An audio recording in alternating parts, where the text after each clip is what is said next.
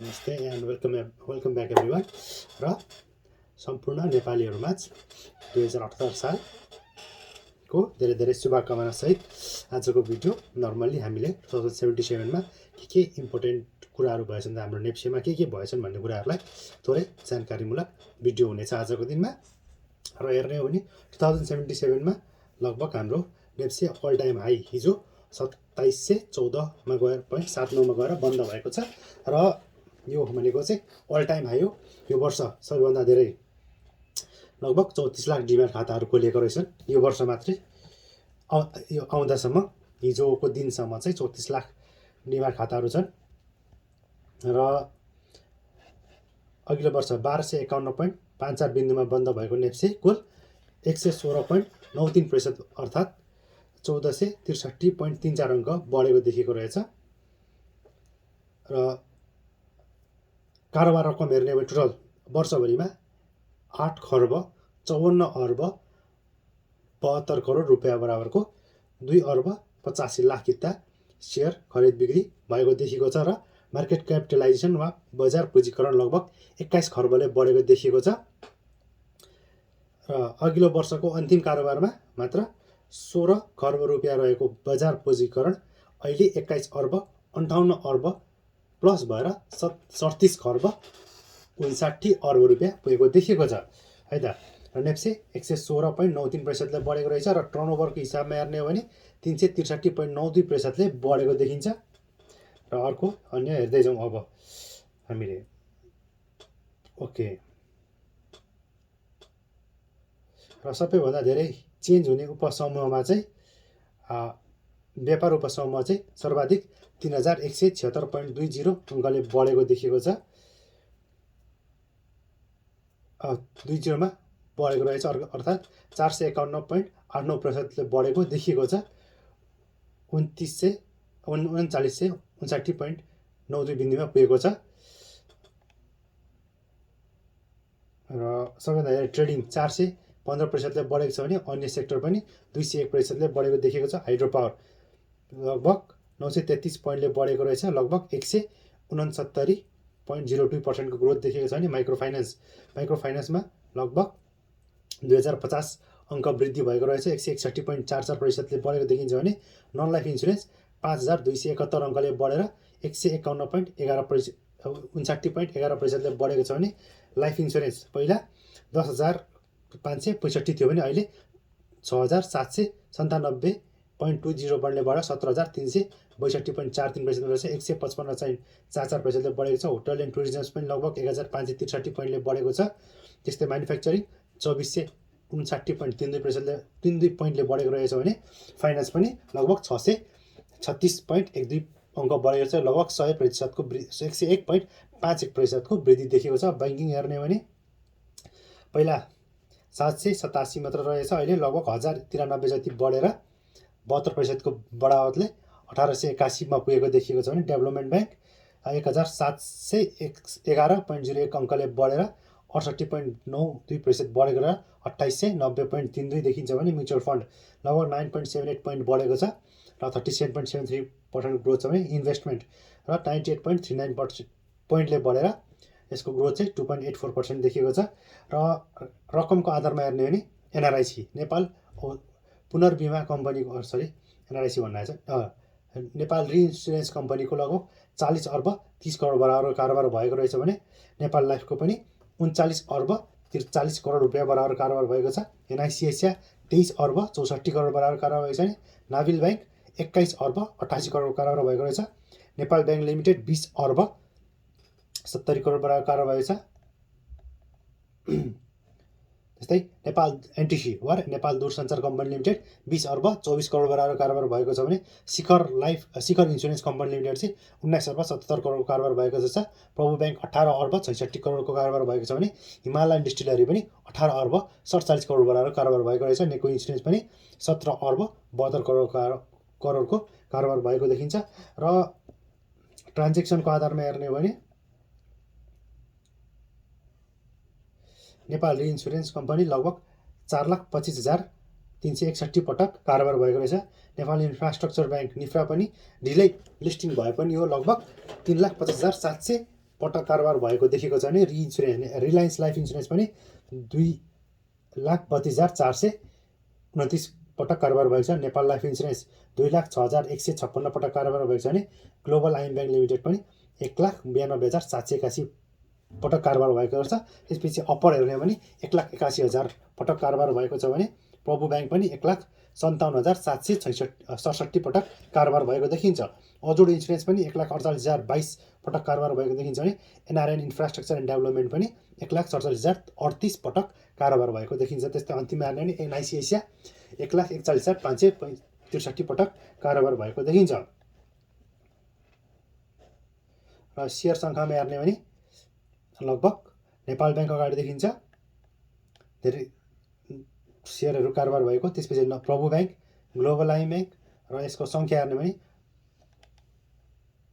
5,46,00,000 सङ्ख्या नेपाल ब्याङ्कको, प्रभु ब्याङ्कको 4,97,00,000, ग्लोबल आइएम ब्याङ्कको 4,80,00,000 बराबरभन्दा थोरै माथि।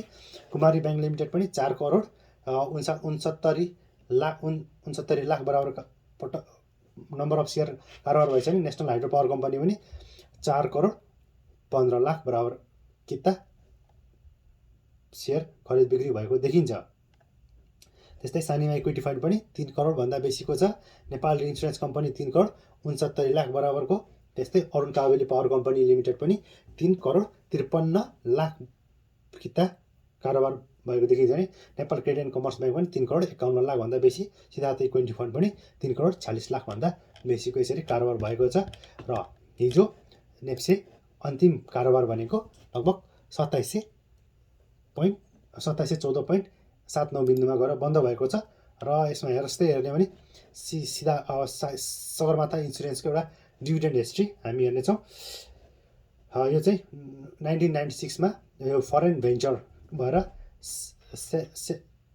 साइलिङको इन्सुरेन्स पिएलसी श्रीलङ्कासँग फरेन इन्भेस्टमेन्ट भएर यो गरेको रहेछ। यो 51% चाहिँ प्रमोटर सेयर रहेछ, 20% साइलिङको इन्सुरेन्स कम्पनी लिमिटेडसँग रहेछ ओनरसिप, र 29% चाहिँ पब्लिकमा जारी भएको रहेछ। यसको डिभिडेन्ड हिस्ट्री हेर्ने हो भने 64-65मा 10.68% टोटल क्यास डिभिडेन्ड दिएको रहेछ। 65-66मा 10.53% टोटल क्यास डिभिडेन्ड र 10% बोनस गरेर टोटल 20.53 देखिएको छ। त्यस्तै 66-67मा हेर्ने भने 11.32% क्यास, 15% बोनस दिएर 26.32%। 67-68मा कुनै पनि डिभिडेन्ड घोषणा गरेको छैन। 68-69मा 29.62% क्यास डिभिडेन्ड र 100% बोनस गरेर 129.62% यसले टोटल डिभिडेन्ड घोषणा गरेको देखिन्छ। त्यस्तै 69-70मा हेर्ने भने 22.1% क्यास र 20% बोनस गरेर 42.1% दिएको देखिन्छ भने 70-71मा 0.79% क्यास डिभिडेन्ड र 15% बोनस गरेर 15.79% टोटल यसले क्यास मतलब बोनस घोषणा गरेको देखिन्छ। त्यस्तै हेर्ने भने 71-72मा 1.25% क्यास, 23.75% बोनस गरेर टोटल 25% दिएको छ भने 72-73मा 1.16% क्यास डिभिडेन्ड र 22% बोनस दिएर 23.16% टोटल यसले बोनस घोषणा गरेको छ भने 73-74मा कुनै पनि बोनस घोषणा गरेको छैन। र 74-75मा हेर्ने भने 86% बोनस सेयर घोषणा गरेको छ। र 75-76 र 76-77मा यसको कुनै पनि 75-76मा कुनै पनि बोनस घोषणा गरेको छैन र 76-77मा यसको बोनस घोषणा गर्न वा यसले दिने लाभांशहरू चाहिँ घोषणा गर्न बाँकी नै रहेको देखिन्छ। यसले हेर्दाखेरि र यसको चार्ट हेर्ने हो भने यसको सबैभन्दा हाई 1890 रुपियाँसम्म यसको पुगेको देखिन्छ। र अहिले कारोबार भनेको अन्तिम कारोबार यसको 1703मा कारोबार भएको छ। र यो धेरै समय चाहिँ यो 1000को रेन्जमा धेरै नै कारोबार भएको देखिएको छ। र 1000बाट यो माथि जान थालिसकेपछि अन्तिम कारोबार 1890मा भएर फेरि थोरै करेक्सन आएर अहिले 1713 रुपियाँमा क्लोज भएको देखिन्छ। र यदि तपाईँहरूले अझ यसलाई राइट टाइम टु बाई भन्ने कुराहरू चाहिँ लगभग 1618 यदि यसले ब्रेक गर्दैन भने एउटा त्यो पोइन्ट हुनसक्छ। र अर्को भनेको चाहिँ यसलाई तपाईँको स्टप लस 1400 स्ट्रङ यसको सपोर्ट चाहिँ पछिल्लो क्रममा हेर्ने भने 1460-64 को रेन्जमा देखिन्छ। र यसलाई यदि यो 1660 1698 वा 1698 रेन्जमा चाहिँ यसलाई हामीले यदि यो पोइन्टबाट फर्किन्छ भने हामीले यसको लागि बाई गर्न सक्नेछौँ र त्योसम्म हामीले कुर्ने हो। अहिले 1713 बन्द भएको छ र थोरै करेक्सनको फेजमा देखिएको छ यो सगरमाथा इन्सुरेन्स कम्पनी लिमिटेड र बोनसहरू घोषणा गर्ने क्रममा भयो भने फेरि यसले आफ्नो लय समात्ने छ भन्ने देखिन्छ। र हामीले सरसर्ती हेर्ने हो भने र यो 2077 को हामीले सबैभन्दा लिस्टिङ हेर्दै जाने हो भने हामीले रिइन्सुरेन्स कम्पनी लिमिटेड पहिला एनआरआइसी देखेको रहेछौँ र एनआरआइसी पछि हामीले एनआइसिआइसिआई लघु वित्त संस्था लिमिटेड यो पनि 2020 को जुलाई भनेको लगभग यो मार्च र वैशाखभन्दा पछाडि आएको देखिएको छ। र त्यसपछि अर्को हेर्ने हो भने साधना लघु वित्त संस्था लघु वित्त माइक्रो फाइनेन्स रहेछ र त्यसपछि अजोड इन्सुरेन्स, त्यसपछि NRN infrastructure and development limited र अन्य हेर्दै जाने हो भने एनआरएन आएछ साउन 21 गतेमा र लिबर्टी इनर्जी पनि भाद्र 7 मा आएको रहेछ 2077 मै र यसको कति भ्यालु छ भन्ने कुराहरू तपाईँले थाहा पाइसक्नु भएको छ। एनआरएन इन्फ्रास्ट्रक्चरको यसको प्राइस हेर्ने हो भने पनि अहिले मार्केट प्राइस लगभग 500 माथि हामीले देख्न सक्छौँ। एनआरएन थोरै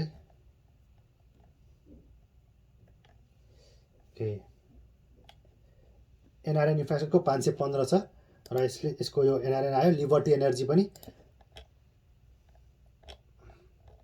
एलइसी हेर्ने हो भने 303 रुपियाँ देखिन्छ अहिले यसको अन्तिम प्राइस। त्यसपछि रिलायन्स इन्सुरेन्स कम्पनी लिमिटेड लगभग यसको हामीले 700 को हाराहारीमा देख्छौँ। यसको एलइसी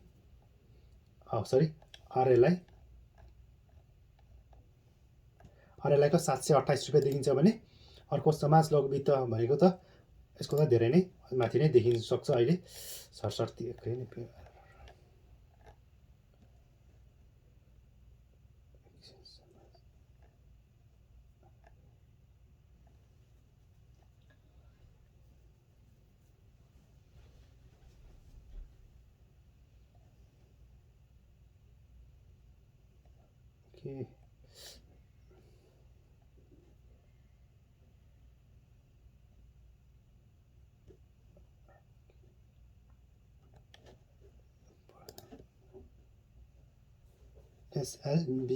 SLBS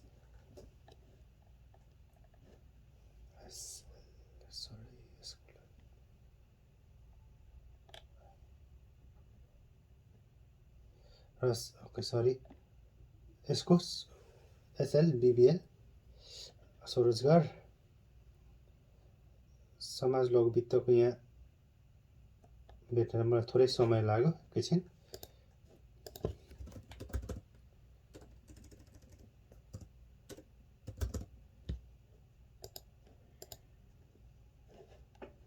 ओके यसको कारोबार आएको छैन रहेछ, यो आएको रहेन रहेछ। यसको ओके भाद्र 4बाट भाद्र 8सम्म यसको दिएको रहेछ आइपिओ लिस्टिङ हो, सायद यो खुलेको छैन अझै। माउन्टेन एनर्जीको तपाईँले देख्नुपर्छ लगभग 800 माथि हाराहारीमा यो कारोबार भएको छ 833 रुपियाँ। Mountain energy Nepal limited united इडी मार्दीको पनि तपाईँहरूमा राखिदिइहालौँ।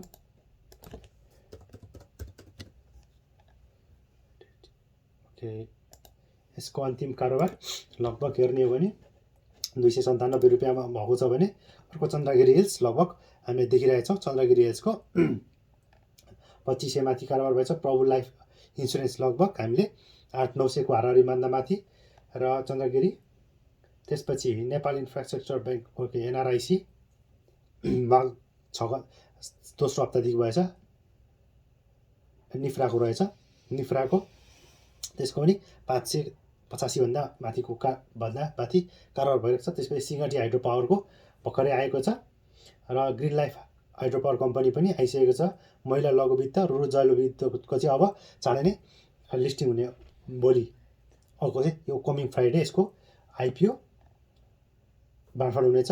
त्यस्तै ज्योति लाइफ इन्सुरेन्सको पनि आइसकेको छ। कुमारी क्यापिटलको म्युचुअल फन्ड पनि आएको रहेछ। सनराइज लिमिटेडको ब्लु चिप फन्ड पनि आएको छ भने त्यस्तै अब ओके हामीले अब यो रुरु जलविद्युत मात्र बाहेक चाहिँ यस्ता कम्पनीहरू चाहिँ यो 2077 हाम्रो आइपिओको आइपिओ आएको थियो र कतिजनाले आइपिओ भरेर राम्रै नाफा कमाउनु भएको छ भन्ने कुरा पनि यहाँ देखिन्छ। त्यस्तै त अरू कुनै कुराहरू छन् भने अब फेरि पनि हेरौँ र नेप्से अन्तिम 2714 यसको त्योभन्दा अगाडिको हाई लगभग 2400 क्लोजिङ बेसिसमा 2600 सरी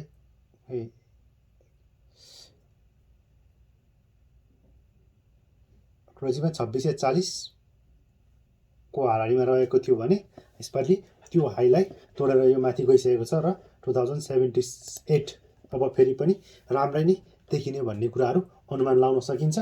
त्यस्तै गरेर अन्य कुराहरू छन् भने राखेर आजलाई यति नै र बेस्ट अफ लक एभ्रिवान र 2078 सबैको सुखमय रहोस्। लगानी राम्रोसँग गर्नु होला, पैसा मुन्डकै कमाउनु होला, आइपिओ अब नछुट्याउनु होला। अहिले धेरैजना डिम्याट होल्डर्सहरू भएको कारणले गर्दाखेरि अब आइपिओ भनेको सबै हाम्रो लकी ड्रमा जाने हुँदाखेरि चाहिँ अब सबैलाई लक लागोस् होइन भन्दै आजलाई यति नै राखेर म बिदा हुन चाहे र लगानी गर्दै गर्दाखेरि चाहिँ कृपया राम्रोसँग कम्पनीहरूलाई बुझेर मात्र लगानी गर्नु होला। कम्पनीको फन्डामेन्टल साथसाथै जानिन्छ भने टेक्निकल र कम्पनीहरू किन्दै गर्दाखेरि पनि हाई पोइन्टमा किन्नुभन्दा पनि सकिन्छ भने एउटा सपोर्ट लेभल वा एउटा अलिकति लोवर लेभलमा किनेर त्यसलाई हाईसम्म हामीले लान सक्यो भने धेरै नै हामीलाई फाइदा हुनेछ भन्दै आजलाई by by and have a wonderful time ahead र बेस्ट अफ लक एभ्रिवान। 2078 सबैको धनमय होस्, सुखमय होस् भन्दै बाई बाई एभ्रिवान।